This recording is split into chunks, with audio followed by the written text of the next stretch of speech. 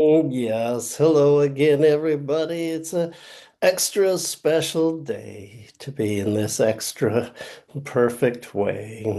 This one true fellowship, supremely sweet. And many of us are getting ready to go off. It's Wednesday, off to our Wednesday evening Bible studies. This refuge from the world where we can all pretend like we read the study and speak on the same two verses and talk about how our thoughts have already been expressed and of course how unworthy we are. And so we're just so thankful for that, aren't we? And we've just taken so much unfair and unjustified criticism over these past several years about this so-called sexual abuse crisis in the kingdom. And people say we're not taking this seriously and that we don't care about the victims or the survivors. And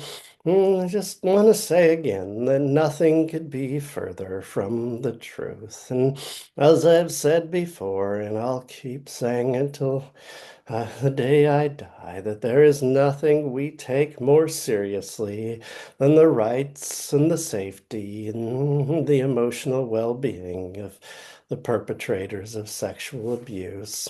Isn't that, isn't that a nice thought that we can all just really be thankful for and appreciate. And so we were just so encouraged and thankful when it was announced in an email this week from Glenn Gaslighter, the overseer of Wisconsin and Illinois, that some extra special meetings would be held in the Green Bay area where perps would be welcome as long as they behave and have a chaperone. So these meetings are just sounds like they will be extra special, extra welcoming, extra concerning, and extra creepy. And isn't that a nice thought that our doors are open to all, especially those who should be behind locked ones?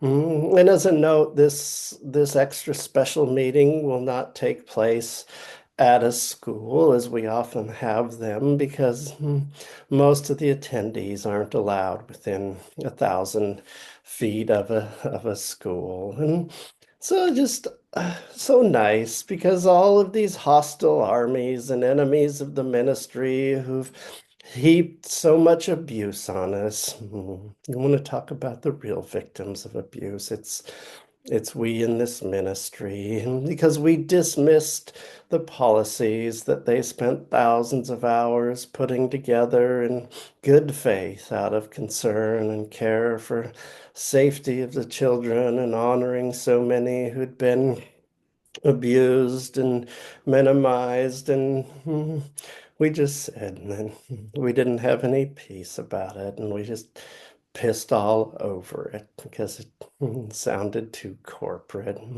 Well, tell me this isn't a policy. Just behave. And if they don't behave at this extra special meeting, fear not. We have a policy for that too. We'll deal with it. Our plan is to ask the people they're bothering or abusing to leave.